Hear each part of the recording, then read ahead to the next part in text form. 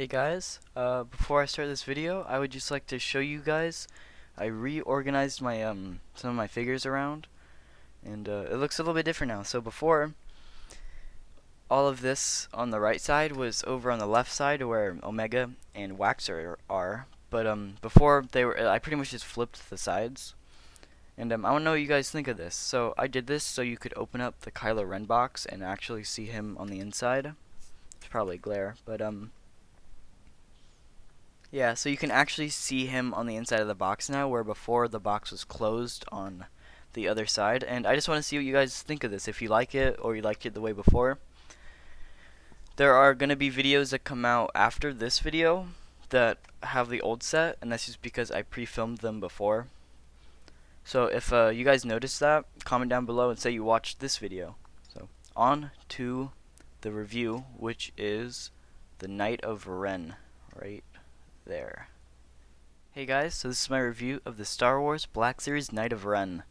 And this is number 105 in the Black Series. You can pause and read the back if you really want to. On the side it says Knight O. Almost says Knight of Ren.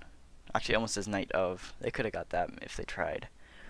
And there is the cool artwork on the front.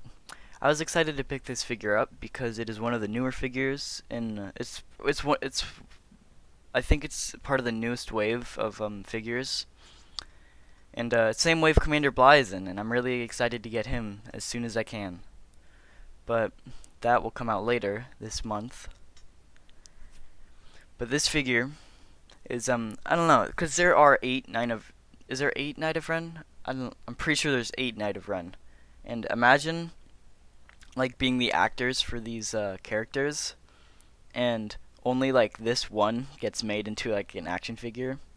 That would suck, because like you say you wanna like buy your own character, but this is the only one that made, and only one that was made, and you wear like a different costume from the movie. That would suck. I know they don't want to make 8 different Knight of Ren because it wouldn't all sell, I bet. I don't know. But let's get this figure open and see what he looks like. So we have the Knight of Ren out of the box here. And I gotta say, he has a lot of detail that I was not expecting on this kind of figure, because he did not have a whole lot of screen time in the movie. But Hasbro did a really good job on this figure. He has really good like dirt on his boots and like across his chest and stuff. It really looks like dried mud, like you'd really see on like a normal pair of boots or something. And I'm really glad they did this, because at least one scene I clearly remember from Rise of Skywalker is whenever Kylo Ren and the other Knights of Ren are walking down the hallway of his Star Destroyer, and you see all the mud and stuff that is tracked across the floor of the Star Destroyer. And yeah, it's a lot of detail there that they didn't have sorry, that they didn't have to add in, and I'm really glad they did, because it really changes this figure. And he also has a lot of dirt on the back, like the bottom of his like dress skirt thing. I don't know what to call it. His overcoat, I guess you could say. And then also in like the inside of the overcoat. And they really didn't have to do that either, but they did, and I'm glad they did, because it adds a whole nother level of detail to this figure. I also really really like the weapons it came with. His he has a holster on the side of his right hip to put the blaster in, and it's not the easiest thing to get in, because you have to like bend the plastic on the top to put the gun in the holster. But I also really love his blade thing, his blade staff. I don't know what to call it. I'm gonna call it a staff. But the one thing I do have a problem with the staff is it's short. I feel like this is really cool, intimidating guy, and then he has this short little tiny stick, and I don't know. It's not it's not very intimidating. I do really like the mold for the staff. I will get into the accessories in a little bit, but it looks really good. So let's get a close-up on some of the cool paint detail on this figure. So we'll start from the top and go down. His helmet mold looks really cool. I like the different like the checkered, I guess, through the helmet. It's cool molds. I really like the silver too. I also really like the dirt on the chest and back here. Looks really good. His he has this like overcoat thing that's supposed to go down. I wish they did. This is like a rubber. I wish they did that with like a cloth. I think that'd be cool if they did like it's cloth and then the belt goes over it. I think that'd really make this figure a lot more interesting. But that would be hard to print some of the dirt on like the back of the thing, and then on the inside of the overcoat too. Then I really love the boots. The dirt on the boots are really good. It's pretty much the exact shade you would imagine for seeing like dirty boots and stuff. And I don't know, it's spot on. It looks really good, and they have it in pretty much only the places like that are hard to clean too. And I'm really glad they did that. It looks really good.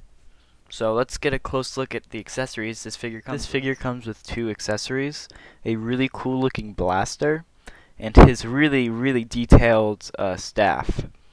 So let's start with the blaster. His blaster mainly will pretty much sit in the holster most of the time, but I really like it. It's a really good mold, new mold, and they really didn't have to make this a thing because I don't remember seeing this in the movie at all. They really didn't have to add this in, and I'm glad they did because it looks so cool. But next is the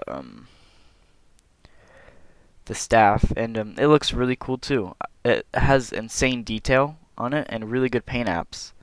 Even like the metal on like the silver on the top makes like the metal look warped and like it's been through a battle. Like, and then like the different silver on like the middle of the staff looks like it's been weathered, and the brown on the bottom makes it look like it has a good leather wrap on it, and it looks really cool. This is an insanely detailed staff for this figure, and they went all out on it. I'm really glad they did. So let's get my final thoughts on this figure. Overall, I really like this figure.